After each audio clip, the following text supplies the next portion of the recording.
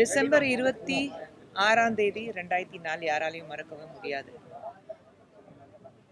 இந்தியாவில் ஒரு மிகப்பெரிய சுனாமி, அதுவும் தமிழகத்தில் எத்தனை பேர் பாதிச்சிருக்கு நம்ம எல்லாருக்கும் தெரியும். நம்ம எல்லாருடைய வாழ்க்கையில், தமிழ்நாட்டில் வாழ்கிற ஒவ்வொரு மக்களுடைய மனசில் அது வாழ்கிற வரைக்கும் அந்த ஒரு நாள் நிச்சயமாக யாராலையும் மறக்க முடியாது. எத்தனை பேர் நம்ம இந்த கடலுக்கு பறி கொடுத்தோம். கடல் கொந்தளிச்சு வரும்போது, விடிய காத்துல எல்லாரும் தூங்கிட்டு இருக்கும்போது என்ன வந்திருக்குன்னா நமக்கு தெரியாம, அப்போ சுனாமின்னா என்ன கூட தெரியாம நம்ம மக்கள் வாழ்ந்துட்டு இருந்தாங்க. சுனாமின்னா ஒன்று இருக்கு, அது அப்போதான் தெரிஞ்சுது. இத்தனை வருடங்கள் கழிச்சியும் ஒவ்வொரு வீட்டிலையும் கண்ணீர் விழாத நாள் இருக்க முடியாது. டிசம்பர் 26 வந்துச்சுன்னா நிச்சயமாக அது ஒவ்வொரு மனசுல அப்படியே பதிஞ்சிருக்கு. எங்களால் முடிஞ்ச அளவுக்கு பாஜக சார்பாக எங்களுடைய கராத்தே தியாகராஜன் அவர்கள் இந்த பகுதியில் இருக்கிற மாவட்ட தலைவர், எங்கள் கட்சி சார்பாக அத்தனை பேர், அத்தனை தொண்டர்கள் ஒவ்வொரு டிசம்பர் 26 கடலோரமாக வாழ்கிற மக்களுக்கு, மீனவர்களுக்கு நம்மளால என்ன செய்ய முடியும் அது பண்ணிட்டு இருக்கோம். இந்த கடலுக்கு, அந்த மாதாக்கு நம்ம எங்களை காப்பாத்துங்க, அது மட்டும்தான் எங்களால் சொல்ல முடியும்.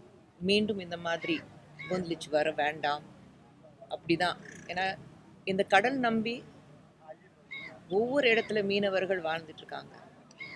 இந்த மீனவர்கள் ஒரு வகையில பார்த்தீங்கன்னா எங்களை பாதுகாத்துட்டு இருக்காங்க. ஒரு பாதுகாப்பு ஏன் சொல்றேன்னா, கடலுக்கு போகும்போது எங்கே பிரச்சனை இருக்கோ அது தகவலும் கொடுக்குறாங்க. இன்னைக்கு மரியாதைக்குரிய, மதிப்புக்குரிய பிரதமர் நரேந்திர மோடி அவர்கள் இருக்கட்டும், பாஜக சார்பாக இருக்கட்டும், மீனவர்களுக்கு அவங்களுடைய பாதுகாப்புக்காக எத்தனையோ நல்ல திட்டங்கள் நாங்கள் கொண்டு வந்திருக்கோம். ஃபிஷரிஸ் நான் சொல்லும்போது அவ்வளோ நல்ல திட்டங்கள் இன்னைக்கு மீனவர்களுக்கு நம்ம கொண்டு வந்திருக்கோம். ஸோ ஒவ்வொரு முறையும் மீனவர்களுடைய வாழ்க்கை எப்படி மேம்படுத்த முடியும், அதை நோக்கி எப்படி நமக்கு நம்ம நாட்டில் விவசாயங்கள் ரொம்ப முக்கியமோ, அதே மாதிரி நம்மளுடைய மீனவர்கள் ரொம்ப ரொம்ப முக்கியமானது. அவங்களுக்காக என்ன போராட்டம் இருந்தாலும், அவங்களுக்காக என்ன நல்ல திட்டங்கள் இருந்தாலும், அவங்களுடைய கஷ்டங்கள் எப்படி தீர்க்க வைக்கணும், அதுக்காக இன்னைக்கு இல்லை என்னைக்குமே நாங்கள் பாடுபடுவோம். அவங்களோட நாங்கள் நின்றுட்டு இருக்கோம். வேற கேள்வி இருக்கா? திருமாவளவன் திருப்பரங்குன்ற வாரம் சம்பந்தமா ஒரு விமர்சனம் இங்க தீபம் ஏத்திட்டா எய்ம்ஸ் மருத்துவமனை கிடைச்சிருமா, எய்ம்ஸ் வந்துருமா, சோறு கிடைச்சிருமா அப்படின்னு விமர்சனம் இருக்காங்க. அந்த விமர்சனத்தை நீங்க எப்படி பாத்தீங்க? அவளுடைய மைண்ட் செட்டை தான் என்னால் சொல்ல முடியும். தீபம் ஏற்றுட்டா எய்ம்ஸ் வந்துருமானா, தீபம் ஏற்றுட்டா அவருக்கு மட்டும் எலெக்ஷன் நேரத்தில் கோயிலாக போய் தலையில் தர்பை கட்டிட்டு போய் கையில் வேலை வச்சுட்டு, கையில் எந்த கோயிலுக்கு போனாலும் அப்போ மட்டும் சூடு அந்த கையில் வாங்கிட்டு வணங்குங்கிறாருல்ல. அப்போ எலெக்ஷன் டைமில் அவர் கோயிலுக்கு போயிட்டா ஜெயிச்சுட்டு வர்றாருன்னா அவர் அவளால் ஒத்துக்க முடியுமா? திருப்பரங்குன்றத்தில் தீபம் ஏற்றும் போது அது பாஜக சொன்னது கிடையாது. இது ஹைகோர்ட்டுடைய ஆர்டர் இருந்தது. இத்தனை வருடங்களாக மக்களுடைய நம்பிக்கை அதில் இருக்கு. அது எப்படி தீபம் ஏற்றுறதுனால நீங்க எய்ம்ஸ் வந்துருமான்னு அவர் கேட்குறாரு. இதே கேள்வி ஒரு மைனாரிட்டி கம்யூனிட்டி பார்த்து இந்த கிறிஸ்மஸ் கொண்டாடுறதுனால எய்ம்ஸ் வந்துருமா சொல்லுங்க. இதே ரம்ஜான் கொண்டாடும் போது எய்ம்ஸ் வந்துருமா சொல்லுங்க. அதுக்கு மட்டும் ஏன் வாய் திறக்கிறது இல்லை? ஏன்னா மைனாரிட்டி கம்யூனிட்டி தோற்றதுக்கு பயப்படுறாங்க. ஏன்னா அதுதான் அவங்களுடைய ஓட் பேங்க் அவங்க நினைச்சிட்டு இருக்காங்க. ஆனால் பாஜக பொறுத்த வரைக்கும் ரிலீஜன், ஒரு மதம் சான்றப்பட்ட எதுவுமே எங்களுக்கு ஒரு பொலிட்டிக்கல் மோட்டிவ் கிடையாது. இது எப்படி ஒவ்வொரு மைனாரிட்டி தன்னுடைய ஒரு ஃபேத்து, தன்னுடைய நம்பிக்கை காப்பாற்றுறதுக்காக போராடிட்டு இருக்காங்களோ, அதே மாதிரி நீங்கள் ஹிந்துவிசம் ஒரு மெஜாரிட்டி சொல்லும்போது அந்த மெஜாரிட்டி காப்பாற்றுறதுக்காக ரொம்ப வருடங்களாக மெஜாரிட்டி பார்த்து மண்டல கூட்டிகிட்டே இருக்கீங்க.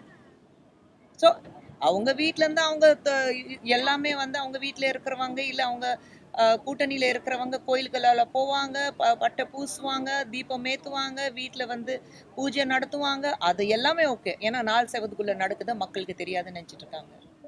நீங்கள் எந்த தேர்தலில் எந்த கோயிலுக்கு போக வேண்டாம், எந்த சர்ச்சுக்கு போக வேண்டாம், எந்த மசூதி பள்ளிவாசல்லையே நிற்க வேண்டாம். நான் திருமாவளவன் அவர்கள்கிட்ட சொல்லிக்கிறேன். சர்ச்சுக்கு போகிறாங்க, ரம்ஜானுக்கு ஆண்டி அந்த அந்த பண்டிகையில வாழ்த்து சொல்றாங்க, அதுலயும் கலந்துக்கிறாங்க. ஏங்க அதுக்கப்புறம் வந்து ரம்ஜான் ஆரம்பிக்கும் போது எதுக்கு ஈவினிங் வந்து இஃப்தாருக்கு போறாங்க? இதே முஹர்ரம் வரும்போது எதுக்கு பேசுறாங்க? இதே பக்ரீத் வரும்போது பக்ரீத் வரும்போது ஏன் வாழ்த்து சொல்றாங்க? சொல்ல வேண்டாமே. ரம்ஜான் மட்டும் தானே உங்களுக்கு முக்கியம். அப்ப கிறிஸ்மஸ் மட்டும் பேசுங்க, இல்லைன்னா பொங்கல் இல்லைன்னா தீபாவளி மட்டும் பேசுங்க. அது என்ன ஒரு திருப்பரங்குன்றத்துல இருக்கிறது வந்து ஒரு தீபம் ஏற்றுறதுக்காக இவர் இப்படி வார்த்தை சொல்லலாமா? இது மைண்ட் செட் தான் தெரியுது அவங்களுக்கு. மதச்சார்பின்மை அப்படின்ற பேர்ல மத வெறுப்புணர்வை திருமாவளவன் வெளிப்படுத்தாரு. நிச்சயமாக சொல்லுவேன். அப்படிதான். மகாத்மா காந்தி திட்டத்துல பேரை மாத்திட்டாங்க, அதனால 2வது முறையாக மகாத்மா காந்தியை பாஜக கொண்டிருக்கிறது அப்படின்னு ப. சிதம்பரம் சொல்றாரு. இது வந்து மென்கிராக்காக கவர்மெண்ட் எதிர்ப்பு தெரிவிச்சாங்களா? இல்ல இல்ல. இத்தனை வருடங்களாக நம்ம நாட்டை ஆண்டவங்கள பேர்ல நீங்க வந்து ரோடு வைக்கிறீங்க, ஒரு குத்துப் வச்சுக்கிறீங்க, எல்லாமே பண்றீங்க. ஆனா இப்போ அதுல வந்து எங்கேயாவது மோடின பேர் வருதா? இல்ல இல்ல. அப்புறம் இது மக்களுக்காக தானே நம்ம செய்றோம். அதுல நல்ல திட்டங்கள் இன்னும் எப்படி மேம்படுத்த முடியும் அதுதானே பார்க்குறோம். அப்போ பேர் மாற்றுறதுல நீங்க மட்டும் பேர் மாத்தலாம். எல்லாத்திலும் ராஜீவ் காந்தி, இந்திரா காந்தி அது மட்டும் இருக்கலாம். நாங்க மக்களுக்காக மாத்தும் போது அது மட்டும் உங்களுக்கு ஒரு குற்றம்னா தெரியுதா? மகாத்மா காந்தியை 2வது கொன்னுட்டீங்கன்னா நீங்க சொல்றீங்க. உங்க கட்சியிலிருந்து வந்து ராகுல் காந்தி வந்து இவிஎம் வந்து நீங்க வந்து மேனிப்புலேட் பண்றீங்கங்கிறீங்க. ஆனா உங்க கட்சியில இருக்கிறது அவருடைய பி. சிதம்பரமுடைய மகன் கார்த்தி சிதம்பரம். இவிஎம்ல எந்த தவறு இல்லை. உங்க கட்சியில கூட்டணியில இருக்கிறவங்க சுப்ரியா சுலே எந்த மாற்றமும் அதுல வந்து எங்களுக்கு கருத்து வேறுபாடு எங்களுக்கு இல்லை, அதுல எந்த தவறு நடக்கலன்னு சொல்றாங்க. அதுக்கு ப. சிதம்பரம் ஏதாவது சொல்றாரு? இதே ப. சிதம்பரம் அவர்கள் வந்து மக்கள் முன்னாடி உட்காந்துட்டு எவ்வளோ தவறுகள் நடந்திருக்கு, இது பண்ணியிருக்கலாம், நேஷனல் செக்யூரிட்டியை நாங்க காம்ப்ரமைஸ் பண்ணியிருக்கோம், அதை ஒத்துக்கிட்டாரு. அப்போ நம்ம நாட்டுடைய அத்தனை மக்கள், நம்ம வந்துட்டு எல்லையில இருக்கிற அத்தனை வீரர்களுடைய உயிர் கொடுத்தோமே இத்தனை வருடத்துல, அதுக்கு காரணம் காங்கிரஸ் தான் நாங்க சொல்லிக்கலாமா? சொல்றதுக்கு வாய் இருக்கிறதுனால எது வேணாலும் சொல்லணுங்கிறது கிடையாது. யோசிச்சு சொல்லணும் யார் இருந்தாலும். தமிழக வெற்றி கழகத்தை சேர்ந்த ஒரு பெண் நிர்வாகி வந்து விஜயோட காரை மறிச்சாங்க, தற்கொலை முயற்சி வரைக்கும் போயிருக்காங்க. நீங்களும் பல சின்னல்களை தாண்டி இன்னைக்கு பாஜகவோட துணை தலைவராக உட்கார்ந்துருக்கீங்க. அவங்கள மாதிரி ஆட்களுக்கு நீங்க என்ன சொல்றீங்க? யாருக்காகவும் தன் உயிர் கொடுக்க வேண்டாம். யார் இருந்தாலும் உங்க உயிர் உங்களுக்கு கொடுக்கப்பட்டது. கடவுள் உங்களுக்கு கொடுக்கப்பட்ட உயிர். உங்க பெற்றோர்கள் உங்களுக்கு கொடுக்கப்பட்ட ஒரு உயிர். அது எந்த தலைவர் இருந்தாலும் யார் இருந்தாலும் நீங்க நேசிக்கிறவங்கள, காதலிக்கிறவங்க, நீங்க அன்பா காட்டக்கூடியவங்க யார் இருந்தாலும் அவங்களுக்காக உங்க உயிர் கொடுக்கறதுல பாதிப்பு யாருக்கும் கிடையாது. உங்க பெற்றோர்களுக்கு மட்டும்தான் பாதிப்பு இருக்கு. மற்றவங்க 4 நாள் அழுவாங்க, அடுத்த நாள் 4வது நாள் அந்த மாலை மாட்டிட்டு போயிட்டே இருப்பாங்க. ஆனா வாழ்நாள் அழுது உங்க உங்க பெற்றோர்கள் தான். ஸோ யார் இருந்தாலும் தயவு செஞ்சு உங்க உயிர் மதிக்கிறது முதல்ல கத்துக்கங்க.